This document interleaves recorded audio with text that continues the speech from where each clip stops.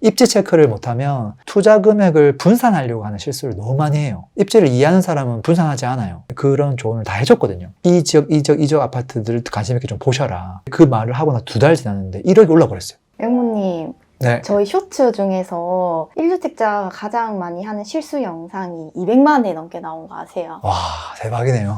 깜짝 놀랐어요. 댓글도 한 300개 넘게 와. 달렸는데 네. 그 영상이 이제 기존 집 팔 때까지 다른 집을 계약하지 말라라는 거였거든요. 네. 그러면 이것 말고도 또 1주택자분들이 가장 많이 저지르는 치명적인 실수가 있을까요? 뭐 엄청 많지만 요즘 트렌드에 맞는 이야기를 하라고 한다면 내 집 마련할 때 중요한 게 입지잖아요. 입지 좋은 걸 사야 된다는 걸 누구나 알아요. 근데 문제가 뭐예요? 비싼 거? 맞아요. 입지가 좋은 거, 내 눈높이에 맞는 거, 그게 다 입지 좋은 거잖아요. 근데 이게 확실히 비싸요. 내가 5억짜리 아파트를 갖고 있으면 이 사람 눈높이는 5억보다 더 비싼 걸 원하거든요. 뭐 20억짜리 갖고 있는 아파트에서 갖고 있는 사람도 마찬가지예요. 그러니까 무조건 돈이 많고 적고를 떠나서 그냥 무조건 기준은 높아요. 네, 그러다 보니까 항상 버겁고 어렵죠. 근데 제가 이제 옛날로 돌아가서 2015년도 초인가? 그때 제가 1:1 무료 코칭을 한번 했었어요. 그때 이제 뭐 퇴사를 준비하고 있고 퇴사한 지 이제 얼마 안 된 그분이 여유 자금을 한 3억 조금 넘는 금액을 가지고 뭔가 아파트를 사고 싶은데 어떻게 해야 될까 해가지고 제가 물고기 잡는 방법을 3시간 동안 설명을 열심히 했단 말이에요. 근데 그분이 저랑 이제 헤어지고 나서 얼마 시간 지나가지고 저한테 메일을 보냈더라고요. 레모님, 저기 수원 병점에, 화성시 병점에 있는 아파트를 2-3천 갭으로 7개를 샀다면서. 소액 투자를 많이 하셨구나. 근데 이제 내가 3시간 동안 입지 안 좋은 거를 여러 개 사라고 한 적이 없거든요. 그러니까 사도 대립지가 있고 좀 가성비 있게 사도 대립지가 있고 되게 다양하지만 조금은 제 기준으로는 많이 아쉬운 입지였거든요. 근데 그분은 그냥 객만 보고 뭐 여러 개를 샀더라고요. 그래서 피드백을 드리기가 조금 그랬어요. 조금 놀라기도 하고 저는 좀 아쉬웠거든요. 그리고 시간 지났을 때 이미 지금 결과가 나왔거든요. 차라리 그 돈으로 조금만 좋은 거 샀으면 어땠을까 했던 거죠. 지금도 마찬가지예요. 지금 이제 뭐 1주택자 갈아타기도 마찬가지고 지금 이제 집을 사려고 하는 사람들이 놓치면 안 되는 게 입지거든요. 최근에 저를 찾아온 사람 중에 한 분이 1주택자인데 여유 자금이 한 1억 5천 정도 있었어요. 그 상태에서 이제 뭔가를 하나 더 사려고 하는 거예요. 기존 거를 그대로 보유한 상태에서. 기존 주택은 똘똘한 한 채였거든요. 1억 5천이라는 금액이 애매하잖아요. 근데 이거 가지고 어떻게 하든 애매한 거 사려고 하더라고요. 저는 꼭 그렇게 급하게 2주택자가 안 돼도 된다. 차라리 입 쪽은 물 좀 더 하고 그 다음에 돈을 더 모으고 그 다음에 지금 내 집을 팔면서 한 방에 그냥 내 집만은 갈아타기라도 괜찮다. 그게 오히려 더 좋은 곳을 점핑할 수 있을 거다. 그런 얘기를 했거든요. 무조건 입지를 무시하고 2주택자가 된다고 부자가 되는 건 아니다. 라는 거. 그러면 가지고 있는 돈으로 네. 제일 좋은 걸 사라. 이거네요. 그렇죠. 근데 비싼 걸 사면 그만큼 리스크도 크지 않을까요? 비싼 걸 샀다고 해서 리스크가 커지는 게 아니고요. 내가 능력이 안 되는데 너무 영끌을 해서 너무 과한 걸 사려고 하는 게 리스크죠. 그러니까 비싼 거 그 물건 자체가 리스크일 수가 없거든요. 개인의 욕심이 리스크인 거예요. 오히려 비싼 물건들은 입지가 좋은 곳이죠. 그 물건들은 생각보다 안전해요. 한번 생각해봐요. 서울에 평당 5천만 원 하는 입지가 있어요. 그곳에 아파트가 있겠죠. 뭐 대표적인 아파트가 뭐 여러 가지가 있겠지만 자, 이 아파트의 수요를 생각해봐요. 평당 2천, 3천, 4천만 원 그곳에 거주하고 있던 분들은 그 다음 선택지가 5천만 원 아파트거든요. 근데 만약에 내가 입지를 좀 낮춰가지고 평당 2천만 원을 사면 어떻게 될까요? 그럼 이 아파트를 살 수 있는 수요는 그 밑에 있잖아요. 평당 1,000만 원짜리 아파트를 수도권 찾으려면 경기도 포천까지 가야 돼요. 그만큼 수요가 없어지는 거예요. 그게 리스크거든요. 그래서 방금 그 질문은 어떻게 보면 저는 아니라고 보죠. 그러면 그냥 가격만 보고 비싼 것만 고르면 되는 거 아니야? 초보자하게 나쁜 방법은 아니라고 봐요. 쉽다고 보거든요. 어찌 보면. 근데 이게 그럼에도 불구하고 어려워하시는 것 같아요. 왜냐하면 입지라는 그게 사람들이 지역명이라고 생각하더라고요. 근데 지역명 이꼬르 입지는 아니거든요. 예를 들어서 강남에 있는 꼴찌 아파트보다 다른 구에 있는 똘똘한 아파트가 더 비싼 경우가 많거든요. 입지라고 하는 게 상단이 있고 하단이 있잖아요. 그게 밴드가 다 다르잖아요. 그걸 각각 좀 비교를 해봐야 되는데 그거 좀 어려운 것 같아요. 최근에 이제 제가 상담했던 또 한 분이 2억 5천을 가지고 서울에 있는 아파트를 사고 싶대요. 그래서 본인이 사고 싶은 지역을 저한테 싹 다 적어줬거든요. 한번 불러볼게요. 장난 아니에요. 맹구님, 제가 지금 보고 있는 지역은 서울 전체에서 가능한 도노강, 강북구, 은평구, 서대문구, 동대문구는 제외하고 관악구, 영등포구, 동작, 성동, 마포, 양천구 쪽으로 생각하고 있고 경기도는 철산동을 보고 있습니다. 이렇게 지금 줬거든요. 자, 이렇게 했을 때 내가 이제 뭐가 헷갈렸냐면 여기 보면은 관악구가 포함되어 있잖아요. 네. 근데 여기보다 은평구, 서대문구, 동대문구가 입지가 더 좋거든요. 근데 걔는 제외하고 관악구는 포함시키고 물론 강북을 제외하고 강남 쪽을 선택하고 있구나 이런 생각을 들기는 해요. 네, 그렇지만 입지가 너무 천차만별이에요. 관악에서 송동까지 너무 많거든요. 그리고 마포는 강북인데 또 포함해놨고. 그래서 중요한 건 투자금 2억 5천으로 여기 있는 똘똘한 걸 못 사거든요, 거의. 네, 그런데도 불구하고 다 적어놨다는 거죠. 그래서 사고 싶은 마음은 확실해요. 근데 보통은 뭘 사야 될지를 모른다는 거고요. 또 중요한 건 내가 갖고 있는 자금에 맞는 그 좋은 입지들을 전혀 선별 못하는구나. 그런 생각들도 많이 해요. 그러면 그 네. 똘똘한 한 채 사는 지금 이런 전략이 네. 상승장, 하락장 시기마다 다른가요? 우리가 이제 취업을 할 때 기업의 경기에 따라, 산업 경기에 따라 전략이 달라질 수 있을까요?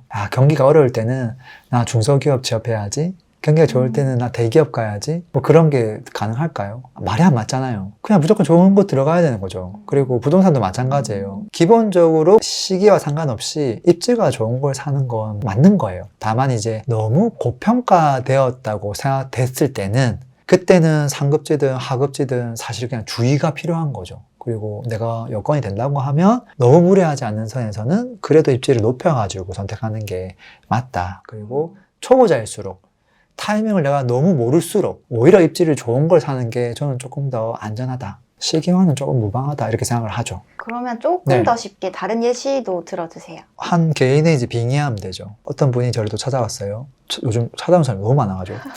그분이 이제 수원에 살고 있었어요. 근데 수원에서도 구도심, 광교가 아니라 구도심 살고 있었고 그 구도심이 약간 2급지 같은 24평 아파트가 한 5억 정도 하는 아파트를 갖고 있었어요. 그리고 실제 거기에 실거주를 하고 있었어요. 대출이 한 3억 정도 있었고 평당가가 한 2천만 원 정도 하는 입지 아파트인 거예요.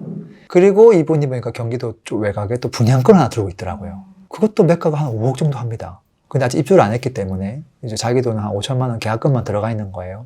프리미엄은 지금 거의 없는 상태였고요. 경기도 이제 외곽인데 그분은 거기를 또 되게 긍정적으로 보고 있더라고요. 근데 제가 봤을 때는 그게 입주를 시작하면 그 분양권이 입주를 하게 되면 아마도 투자 금액이 더 묶이겠구나. 본인이 여유 자금이 1억 조금 넘게 있었는데 또 그게 또 다 들어가겠구나. 그 생각을 했어요. 결국은 이 사람이 갖고 있는 아파트는 평당 2천만 원 정도 하는 거를 2개를 갖고 있는 거죠. 이게 얼마나 잘 올라갈 수 있을까? 저는 물음표가 계속 떴거든요. 내가 이분이라면 입지를 안다면 어떻게 다른 선택을 할 수 있을까? 제가 한번 그림을 그려볼게요. 지금 칠판이 있다고 한번 딱 보자고요. 잘 봐요. 수원에 제일 좋은 동네가 어디죠? 광교. 광교에 이제 입지가 있잖아요. 입지는 전부 다 숫자로 바꿔서 말을 할 수 있어야 되거든요. 광교에서 제일 좋은 아파트가 평당가가 얼마일까? 대략 한 4,500에서 왔다 갔다 합니다. 그 다음에 광교에서 제일 꼴찌 아파트는 평당 얼마일까? 찾아보면 3천만 원 정도 합니다. 3천만 원 초반. 그럼 밴드가 딱 나왔죠. 그럼 수원 구도심은 어떻게 될까? 이게 입지에 대한 이해도예요. 구도심에서 제일 좋은 아파트가 광교 꼴찌랑 친구예요. 놀랍지 않아요? 그게 영통이든 정자동이든 마찬가지 화서역 인근으로 해가지고 신축 아파트들이 있단 말이에요. 그게 아무리 비싸봤자 또는 망포동에 있는 망포역 근처에 있는 아파트 아무리 비싸봤자 그래봤자 광교 꼴찌 하고 살짝 놀아요. 그게 수원 구도심의 한계라는 걸 이제 딱 안 거죠. 자, 그랬을 때 지금 이분이 갖고 있는 아파트는 이 수원 구도심 안에서도 2급지였어요. 평당 2천만 원짜리였잖아요. 근데 만약에 저라면은 그냥 그 분양권 대충 정리하고 그 다음에 지금 살고 있는 아파트 매도하고 그 다음에 이분이 한 1억 정도 조금 넘는 금액의 여유 자금이 있었거든요. 그럼 이걸 다 합치니까 한 4억 정도가 되겠더라고요. 4억이면요. 제가 머릿속으로 뭐가 떠오르잖아요. 4억이면은 마포구 좋은 건 못 사지만 이쪽에 있는 거 살 수 있고 강동구에 있는 거 이거 살 수 있고 동대문구, 서대문구, 성북 쫙 나오는 거예요. 근데 그 중에서도 뭐 제일 무난한 아파트가 몇 개가 탁탁탁 나오더라고요. 한번 생각을 해보면 그 아파트는 전부 다 평당 4천만 원대 아파트예요. 왜냐면 평당 4천만 원대도 지금 전세가 60% 정도 하기 때문에 이게 다 살 수 있는 금액이거든요. 그래서 매매가가 한 10억이면 전세가가 6억 정도 돼가지고 한 4억이면 충분히 할 수 있는 건데 제가 그분한테 그런 조언을 다 해줬거든요. 이 지역 아파트들을 관심 있게 좀 보셔라. 그 말을 하고 나 2달 지났는데 1억이 올라버렸어요. 이분은 이거 지금 정리도 못했는데 투자 금액이 좀 더 벌어진 거예요. 그래서 제가 어떻게 했냐면 이분이 잘 모르니까 장표를 하나 딱 만들어줬거든요. 이거 보면 각 구에서 어느 동으로 가면 평당 4천만 원대를 살 수 있는지 그 예시를 숫자로 제가 정확하게 보여줬거든요. 그래서 이게 평당 4천만 원짜리다. 24평짜리를 사면 9억 6천 한다. 그럼 자기 자본이 40% 들어가니까 48,400원 살 수 있다. 부대비 하더라도 4억이면 된다. 이제 이렇게 해서 가이드를 좀 줬던 거거든요. 한번 상상해보는 거죠. 내가 지금 수원의 2급지 구축, 그것도 구축이에요. 그다음 더 외곽에 뭐 분양권 하나 들고 있는데 그걸 안 들고 있고 서울에 나름 괜찮은 최소한 서대문구 뭐 이 정도 되는 곳에 평당 4천만 원짜리 아파트를 대단지를 가지고 있다. 이것만 생각해보면 비교가 안 되거든요. 그 수요의 크기가 비교가 안 되는 거예요. 평당 2천만 원짜리는 평당 1,000만 원짜리 가야 되는데 그 포천 뽑게 수요가 없는데 평당 4천 원 수요는 서울에도 있고 경기도도 있고 엄청 많거든요. 입지 체크를 못하면 투자 금액을 분산하려고 하는 실수를 너무 많이 해요. 입지를 이해하는 사람은 분산하지 않아요. 분산시키면 돈이 쪼개지기 때문에 좋은 걸 못 사는 걸 알거든요. 그래서 무리하라는 이야기가 아니라 자기가 선택할 수 있는 범위 내에서 입지를 좀 우선시해서 보라는 거죠. 이렇게 예시를 들어주니까 완전 체감이 확 되네요. 그래서 이분 같은 경우는 자기 자금을 다 팔고 다 사가지고 서울 걸 덜렁 사면 사실은 좀 무리수예요. 왜 자기가 어디도 살아야 될 거 아니에요. 그런 것까지 감안해가지고 눈높이를 약간 낮춰가지고 선택을 해 나가야 되겠죠. 그럼 랭구님이라면 지금 1주택자라면 무엇부터 할 것 같아요? 투자 금액에 따라 전 다르다고 보긴 하는데요. 어느 정도 투자 금액만 결정된다면 내가 만약에 뭐 여유자금이 3억 있다, 뭐 5억 있다, 7억 있다 그게 자금이 결정이 난다면 저는 그 선택하는 게 그렇게 어렵다고 생각하지 않아요. 마음 먹으면 30분 안에 끝낼 수 있다. 그 돈으로 뭘 사는 게 최선인지 알 수 있다고 보고요. 그게 왜 가능한지도 뭐 설명하려면 할 수 있는데 시간이 좀 길어지니까 그건 뭐 2부로 넘어가면 어떨까요? 아, 좋습니다. 그러면은 네. 랭군이라면 네. 1주택자 지금 네. 이거 사야 합니다. 이거 2부에서 또 다시 뵙도록 합시다. 네. 고맙습니다. 가격이 오르고 내리는 원리 제가 무료 전자책 지금 푸른 사이트에다가 올려놨으니까요. 원리를 미리미리 좀 공부를 해 두시면 좋겠습니다. 현금 흐름도 만들고 싶은 분이 있겠죠. 이건 별도 공부가 좀 필요합니다. 제가 VOD로 좀 무료로 하나 올려놨으니까 푸른 사이트에서 보시고 무기 하나를 더 장착해 가시면 좋겠습니다.